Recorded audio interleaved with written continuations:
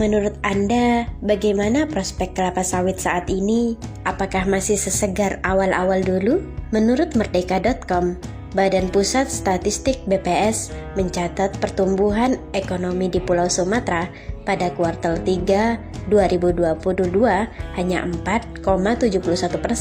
Angka ini berada di bawah pertumbuhan ekonomi nasional yang mencapai 5,720% di periode yang sama. Padahal kontribusi pertumbuhannya ke ekonomi Indonesia mencapai 22%. Menteri Koordinator Bidang Perekonomian mengatakan rendahnya pertumbuhan di Sumatera karena harga sawit yang mengalami tren penurunan. Tren yang sama juga terjadi di beberapa wilayah lain yang mengandalkan ekspor kelapa sawit sebagai penggerak ekonomi daerah. Saat ini harga kelapa sawit sudah turun menjadi Rp720 per kilogram. Padahal di kuartal sebelumnya bisa mencapai Rp1.403 per kilogramnya. Berdasarkan data BPS, pertumbuhan ekonomi tertinggi tercatat di Sumatera Utara dengan kontribusi 1,4%, ditopang dari pertanian, kehutanan, dan perikanan, serta dari sektor perdagangan. Secara umum, perekonomian Sumatera sangat bergantung pada sektor perkebunan. Lalu, harga buah sawit anjlok, petani ngadu ke DPR. Dikutip dari website BPKRI, harga jual tandan buah sawit kembali anjlok. Kondisi ini membuat petani mandiri di Sebati, Nunukan, mengeluh. Pasalnya, harga pabrik semula 3,2 juta per ton, namun turun hingga 1,2 juta per tonnya. Kondisi tersebut membuat petani mengadu ke DPR. Ada beberapa tuntutan petani yang mengatasnamakan masyarakat kelapa sawit Sebatik.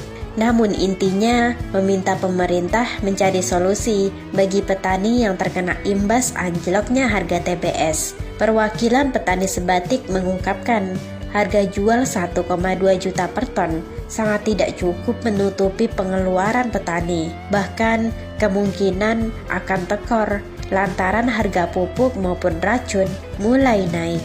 Untuk biaya transportasinya saja sudah Rp600.000, upah pemanen Rp200.000, untuk daya angkut langsir keluar Rp100.000, angka bersih petani paling hanya sekitar Rp200 hingga Rp300.000 saja. Hal itulah yang membuat petani di Sebatik belum panen dalam 28 hari terakhir.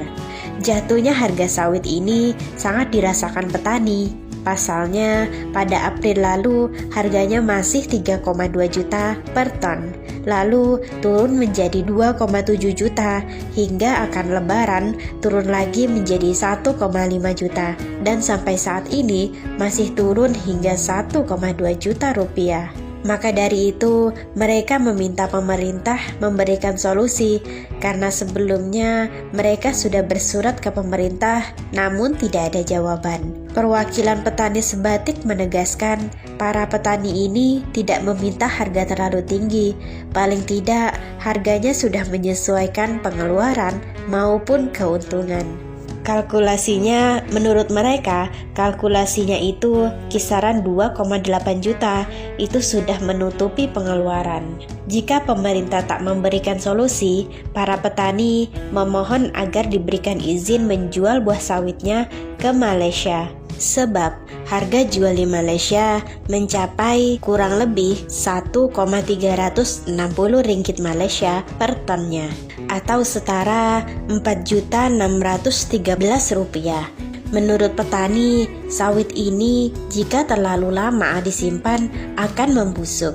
Selain itu, petani juga meminta pabrik lainnya di Sebatik menerima buah dari petani mandiri. Para petani meminta ketegasan dari instansi terkait penetapan harga yang sebelumnya telah dibuat beberapa waktu yang lalu oleh pemerintah provinsi. Namun, ternyata tak diikuti oleh para pabrik. Di surat tersebut jelas harga tertinggi 2,5 juta dan terendah 2,3 juta. Sedangkan pabrik sendiri hanya membeli dengan harga 1,2 juta rupiah. Sementara itu, Kepala Dinas Pertanian dan Ketahanan Pangan Nunukan mengatakan pihaknya hanya sebagai mediator penetapan harga, sebab penetapan harga hanya bisa dilakukan oleh petani dan pabrik kelapa sawit. Dari penetapan harga di periode Juni masih terbilang cukup tinggi, yakni masih di angka Rp2.677 per kilogramnya. Dan yang terendah ada di Rp2.366 per kilogramnya.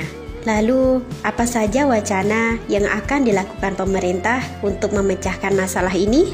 Dikutip dari website Kementerian Pertanian Republik Indonesia, pertumbuhan perekonomian Indonesia sendiri sepanjang tahun 2017 termasuk salah satu yang tertinggi di dunia.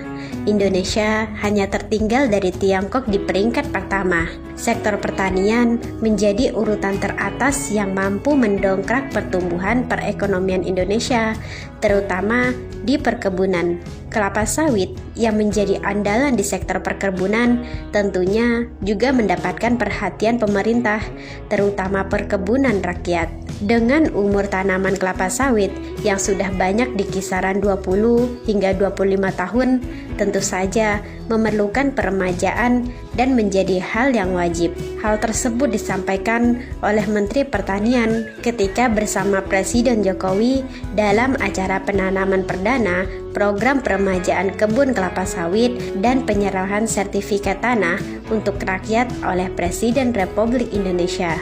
Presiden Joko Widodo menyatakan akan mengawasi semua kegiatan ini. Sekarang dimulai dari Sumatera Selatan, kemudian Sumatera Utara, dan kemudian Riau.